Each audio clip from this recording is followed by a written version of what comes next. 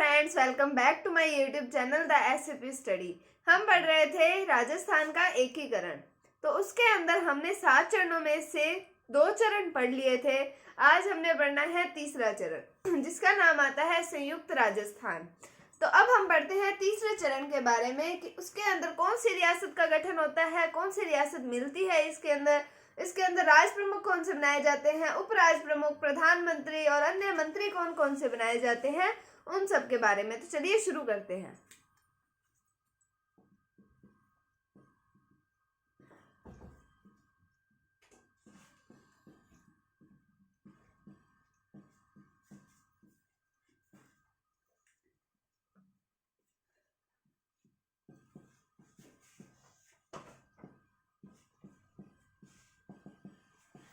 तो तीसरा चरण मैंने आपको बताया कौन सा है, संयुक्त राजस्थान।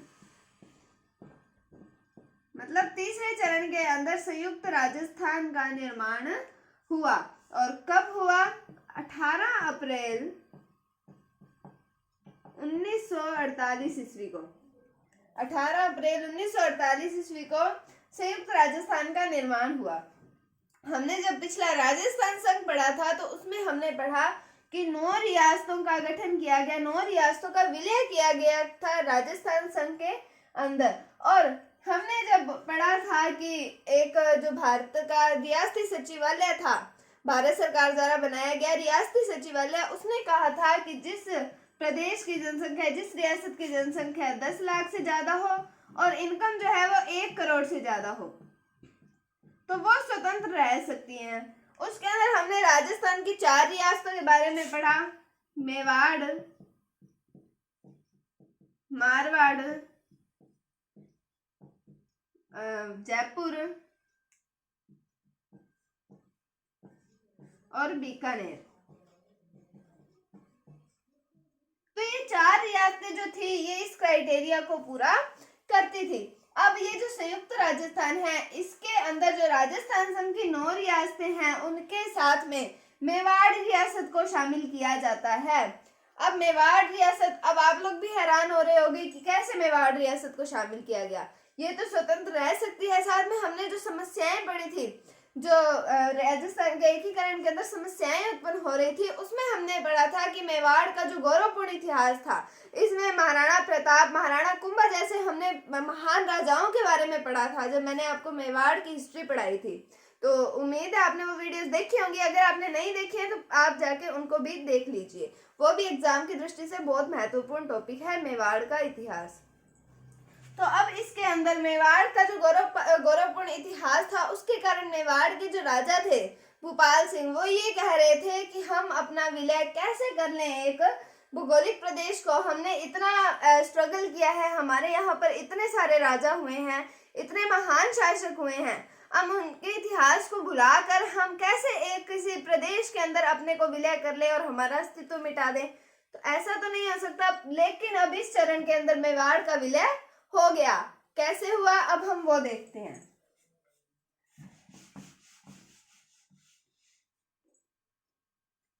तो मैंने आपको बताया संयुक्त राजस्थान के अंदर जो एक तो राजस्थान संघ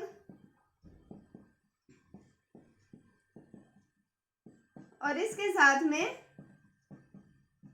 मेवाड़ रियासत को जोड़ा गया। अब जब मैंने आपको दूसरा चरण पढ़ाया था तो उसमें मैंने आपको बताया कि राज प्रमुख की गद्दी पर किसको बिठाया था? कोटा के शासक बिठाया था भीम सिंह को। और जो बहादुर सिंह थे, बूंदी के शासक, उनको बिठाया था उपराज प्रमुख की गद्दी पर। तो ये जो बहादुर सिंह है, ये जाते हैं मेवाड़ के महाराणा भूपाल सिंह के पास। वो जाते हैं और कहते हैं कि आप देखिए कि मेरे को तो उन्होंने उपराज प्रमुख की गद्दी पर बिठाया है, आप अपना विलय कर लीजिए, वो आपको राज प्रमुख का स्थान देंगे, आपको राज प्रमुख बनाएंगे और आपके जो मेवाड़ रियासत है उसको वो राजधानी बनाएंगे, यानी कि उदयपुर को राजधानी बना देंगे। तो इसको देख के फिर मेवाड़ महाराणा मान जाते हैं कि हाँ चलो ठीक है, पर इन्होंने तो बदला ही लेना था। हालांकि इनकी स्थिति तो जाती वहां से, और भीम सिंह अगर राज प्रमुख थे तो उनको उपराज प्रमुख की स्थिति प्राप्त होती, और मेवाड़ के महाराणा जो भूपाल सिंह आएंगे उनको राज प्रमुख की स्थिति प्राप्त होगी। तो जो मेवाड़ के महाराणा है वो मान जाते हैं। तो लेकिन हमने पढ़ा कि 25 मार्च को द्वितीय चरण के अंदर राजस्थान संघ का निर्माण हुआ था, लेकिन ये तो मान गए थे 23 मार्च को ही। ये कहते हैं चलो ठीक है, करो आप राजस्थान संघ के अंदर ही हमें मिला लो।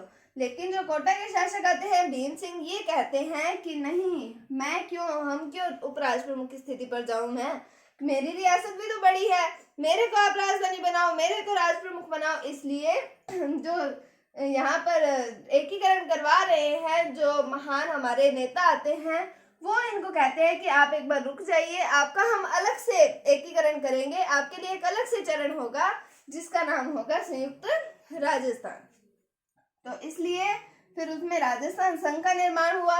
और एक और बात आती है कि हमने जब मेवाड़ प्रजामंडल के बारे में पढ़ा था, तो मेवाड़ प्रजामंडल के बारे में भी हमने पढ़ा था कि वहां पर भी बहुत आंदोलन हो रहे थे। तो बात आती है 5 अप्रैल 1948 ईस्वी की। तो यहाँ पर गोलियां चलाई गई और उन गोलियों के अंदर दो जवान जो हैं, 2 व्यक्ति जो हैं वो शहीद हो जाते हैं, जिनका नाम आता है आनंदी लाल और आता है शांतिलाल। तो शांतिलाल और आनंदी लाल ये हो जाते हैं शहीद, और जो ये शहीद हो जाते हैं, फिर ये जो मेवाड़ का साम्राज्य आ जाता है वो खतरे में आ जाता है। ये कहते हैं कि चलो ठीक है, हम तो मिल ही जाते हैं अब इसके अंदर, तो ये एग्रीमेंट पर साइन कर देते हैं 11 अप्रैल को। तो ये 11 अप्रैल को साइन कर देते हैं और 18 अप्रैल को उसका उद्घाटन कर दिया जाता है। तो ये थे मेवाड़ के सम्मिलित होने की, जो अपने ने पढ़ा कि एक तो बूंदी के शासक थे बहादुर सिंह, उनके कहने पर, और एक जो ये घटना हुई थी प्रजामंडल की, उसके करने पर, वो होने पर मेवाड़ जो है वो शामिल हुआ संयुक्त राजस्थान के अंदर। तो यहाँ पर राजस्थान के लिए एक जो बड़ी रियासत आती है मेवाड़, उसका विलय हो गया है राजस्थान के अंदर, संयुक्त राजस्थान बन गया है। इससे जो हमारे नेता थे, जो हमारे करवा रहे थे यहाँ पर एकीकरण, उनके दिल को भी तसल्ली हो गई कि हाँ, एक बड़ी रियासत हमारे हिस्से आ गई है। तो अब हम बढ़ते हैं तीसरे चरण संयुक्त राजस्थान के बारे में। आपको ये समझाया हुआ मेरा टॉपिक समझ आया होगा, उम्मीद है मेरी कि आपको ये समझ आ रहा होगा। अगर आपको नहीं आ रहा तो आप कमेंट सेक्शन में जरूर पूछें।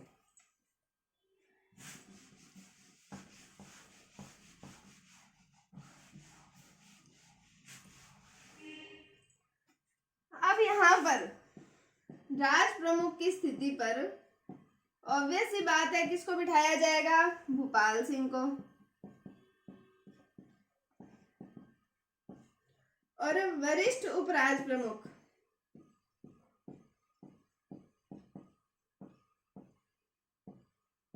इनकी स्थिति पर बिठाया जाएगा भीम सिंह को। ये है कोटा के। और जो कनिष्ठ उपराज प्रमुख हैं, यानी कि जूनियर, इनकी सीट पर बिठाया जाएगा लक्ष्मण सिंह को।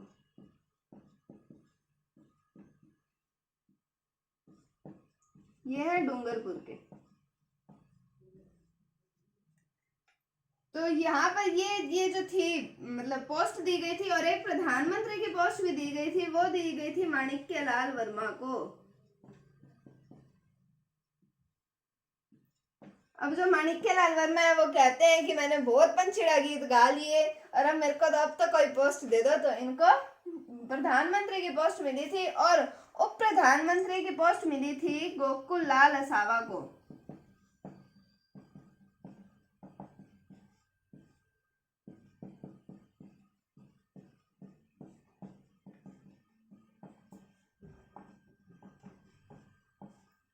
तो संयुक्त राजस्थान का निर्माण हुआ 18 अप्रैल 1948 को। राजस्थान संघ के अंदर मेवाड़ रियासत जोड़ी गई और जो राज प्रमुख हैं भूपाल सिंह, ये कहाँ के हैं? उदयपुर के ही हैं, मेवाड़ के ही। और वरिष्ठ उपराज प्रमुख आते हैं भीम सिंह, ये कोटा के, और कनिष्ठ उपराज प्रमुख आते हैं लक्ष्मण सिंह, डूंगरपुर के। और प्रधानमंत्री आते हैं माणिक्यलाल वर्मा और उप प्रधानमंत्री आते हैं गोकुल लाल असावा। अब तक हमने उद्घाटन की बात नहीं की है कि ये उद्घाटन कहाँ पर हुआ। तो यहाँ की पहले बात, तो राजधानी की पहले हम बात करते हैं। तो राजधानी तो बना दी उदयपुर को। अब राजधानी उदयपुर को बना दी। इनके विचार में तो यही था कि हम उद्घाटन भी उदयपुर में ही करते हैं, लेकिन जो ये है भीम सिंह जो है कोटा के शासक हैं भीम सिंह, ये कहते हैं कि अब आपने राजधानी भी इनको बना दी, राज प्रमुख भी इनको बना दिया और हमको उप राज प्रमुख की सीट दिया, उद्घाटन तो हमारे क्षेत्र में कर लो। तो यहाँ पर उद्घाटन होता है कोटा दुर्ग के अंदर, होता है 18 अप्रैल 1948 ईस्वी को। अब यहाँ पर उद्घाटन करता जो है, उद्घाटन करने वाले व्यक्ति भी चेंज हो जाएंगे, तो वो आते हैं जवाहरलाल नेहरू।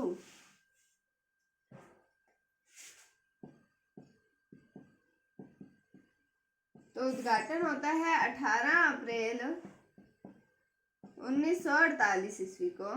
कहाँ पर होता है? कोटा दुर्ग में। और उद्घाटन करा किसके द्वारा गया?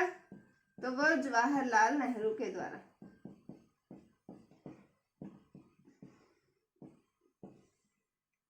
तो ये था इसके उद्घाटन के संदर्भ में, जो कुछ भी था वो मैंने आपको बता दिया। उसके बाद में मैंने जब आपको बताया, पिछले जो मैंने आपको 2 चरण पढ़ाए हैं उसके अंदर मैंने आपको बताया था कि इनको अपनी गद्दी छोड़ने की एवज में भारत सरकार द्वारा प्री विपर्स यानी कि पेंशन दी जाती थी।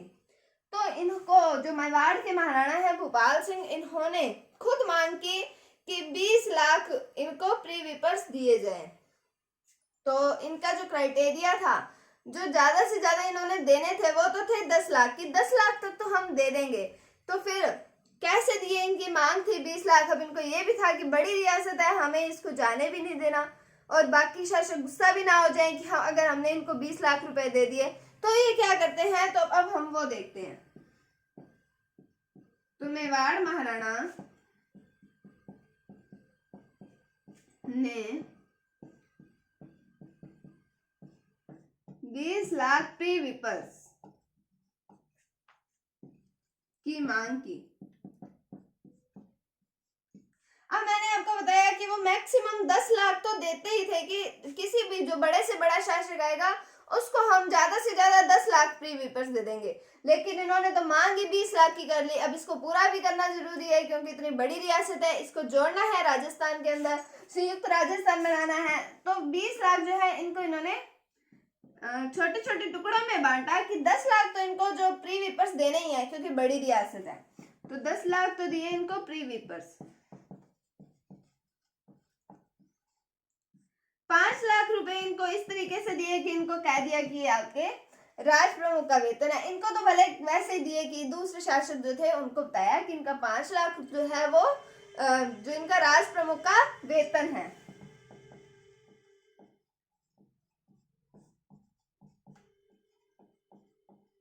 और 5 लाख रुपए जो है वो धार्मिक अनुदान के।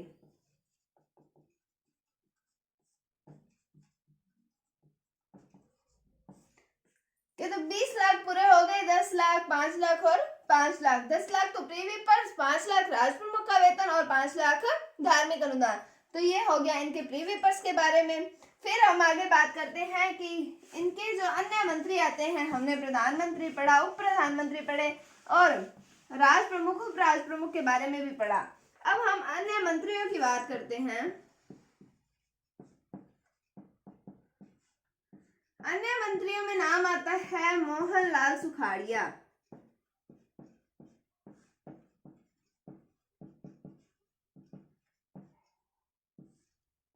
फिर आते हैं प्रेम नारायण माथुर,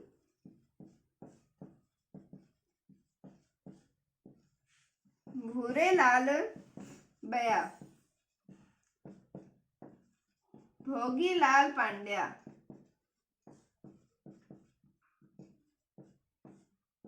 पंडित अभिन्न हरि और ब्रिज सुंदर शर्मा। ये इनमें से ज्यादातर नाम आपने अगर प्रजामंडल की सीरीज मेरी देखी है तो उसके अंदर आपने पढ़े होंगे। मोहनलाल सुखाड़िया के बारे में पढ़े, प्रेम नारायण माथुर, भूरेलाल बया, भोगीलाल पांड्या, पंडित अभिन्न हरि और ब्रिज सुंदर शर्मा। ये सारे प्रजामंडल के अंदर जो मैंने आपको नाम पढ़ाए थे वही है। अगर आपने प्रजामंडल की सीरीज नहीं देखी है तो आप जाकर पहले उसे भी देख लीजिए क्योंकि उससे कई नाम इनसे जुड़ते जुड़ते से ही हैं, मिलते जुलते हैं, थोड़ा बहुत एकीकरण भी मिलता जुलता है प्रजामंडल से, तो आप उसको भी देख लीजिए। तो ये जो थे वो प्रजामंडल के सदस्य ही थे। लगभग जो थे वो प्रजामंडल के सदस्य। अब पूछा जाए कि ऐसा कौन सा चरण था जिसमें प्रजामंडल के सदस्य शामिल किए गए थे मंत्रिमंडल के अंदर, तो वो तीसरे चरण के अंदर संयुक्त राजस्थान, जिसके अंदर मेवाड़ रियासत को सम्मिलित किया गया था, उसके हैं। तो मोहनलाल सुखाड़िया, प्रेम नारायण माथुर, भूरेलाल बेया, भोगीलाल पांड्या, पंडित अभिन हरि और ब्रिज सुंदर शर्मा। उसके बाद में मंत्रिमंडल में सामंतों को लेकर विवाद उत्पन्न हो गया था कि सामंतों की भागीदारी हो या ना हो, इसको लेकर गतिरोध उत्पन्न हो गया था। तो ये गतिरोध भी किस में उत्पन्न हुआ था, ये भी तीसरे चरण संयुक्त राजस्थान में हुआ था। इसका मतलब है कि कुछ लोग कहते हैं कि जो सामंत हैं, राजाओं के सामंत हैं, उनको मंत्रिमंडल में शामिल किया जाए। कुछ लोग इसके पक्ष में थे और कुछ लोग इसके विपक्ष में थे, तो इसको लेकर भी गतिरोध उत्पन्न हुआ था। तो मंत्रिमंडल में सामंतों की भागीदारी को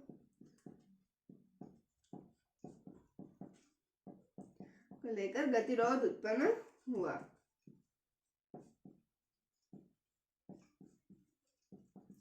तो ये था राजस्थान एकीकरण के तीसरे चरण के बारे में। आज मैं ज्यादा लंबी वीडियो नहीं बना पाई, कुछ इश्यू की वजह से मैं ज्यादा लंबी वीडियो आज नहीं बना पा रही हूँ, इसलिए मैं आपसे माफी चाहती हूँ। कल से आपको वही रेगुलर जो लंबी वीडियोस मैं बनाती हूँ वैसी ही आपको मिलेंगी। उम्मीद है आपको टॉपिक समझ आया होगा।